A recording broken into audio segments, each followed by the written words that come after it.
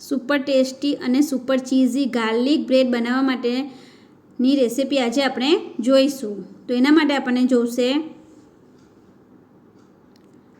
Cheese, butter, કોથમીર, લસણ, મિક્સરનો cup, oregano, chilli flakes, bread અને ચીઝ.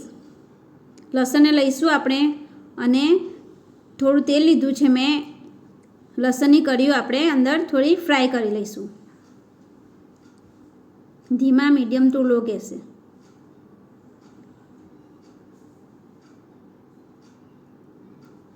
થોડી લાલ થાય એટલે લસણની કળીઓ બહાર કાઢી લેવાની અને ઠંડી થાય એટલે મિક્સરના કપમાં નાખી દેવાની.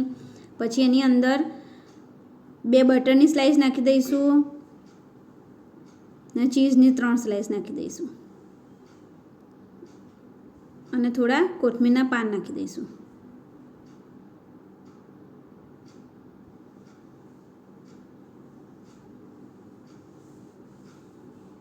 હવે આપણે એને ક્રશ કરી લઈશું. ક્રશ થઈ ગયું છે, તમે જોઈ રહ્યા છો. હવે આપણે બ્રેડને એક સાઈડથી શેકી લેવાના છે. અંદર કશું જ લગાવવાનું નથી. બ્રેડને ખાલી ક્રિસ્પી શેકી લેવાના છે મીડિયમ ટુ લો ગેસ ઉપર. ફ્રેન્ડ્સ, તમે જુઓ છો કે બ્રેડ આપણા શેકાઈ રહ્યા છે અને આ ગાર્લિક બ્રેડ તમે એકવાર બનાવશો અને ચાખશો ને બહુ ટેસ્ટી અને સરસ થાય છે. બજારના પણ તમે ભૂલી જશો એવા ટેસ્ટી બનશે. આપણા બ્રેડ શેકાઈ ગયા છે. હવે આપણે એને નીચે ઉતારી લઈશું અને જે સાઈડ ઉપર બ્રેડ શેકાય છે એ સાઈડ પર નથી લગાવવાનું. જે બાજુ નથી શેકાય એ બાજુ આપણે જે મિશ્રણ તૈયાર કર્યું છે એ આપણે હવે એના ઉપર લગાવી દઈશું.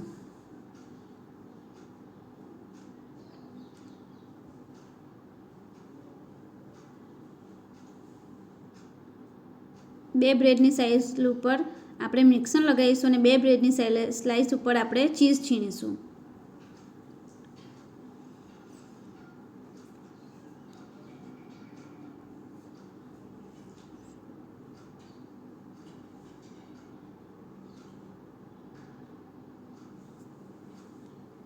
હવે એના ઉપર આપણે મૂકી દઈશું. ચીઝવાળો ભાગ નીચે રાખીશું અને ઉપર આપણે જે બટર લગાવ્યું છે એ રાખીશું અને એના ઉપર થોડું આપણે ચીઝ છીણી નાખીશું.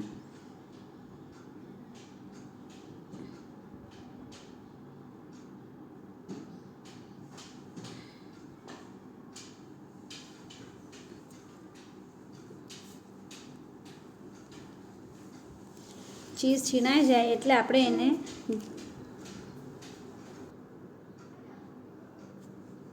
હવે આપણે બ્રેડની સ્લાઈસ ઉપર મૂકી દઈશું અને જે બાજુ ચીઝને એવું લગાવ્યું છે ને એ સ્લાઈસ ઉપરની સાઈડ રાખવાની છે અને આપણે સ્ટીમ કરી લેવાનું છે. થોડો ચીલી ફ્લેક્સ નાખીશું ઉપર અને થોડો ઓરેગાનો નાખીશું આપણે.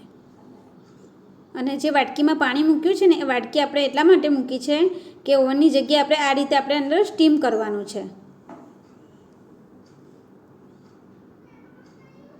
આ રીતે આપણે એને થોડીવાર 5 મિનિટ રવા દઈશું અને સ્ટીમ કરી લઈશું. અને વચ્ચે વચ્ચે એકવાર ચેક કરતા રહીશું કે બ્રેડ બળી તો નથી ગયા ને.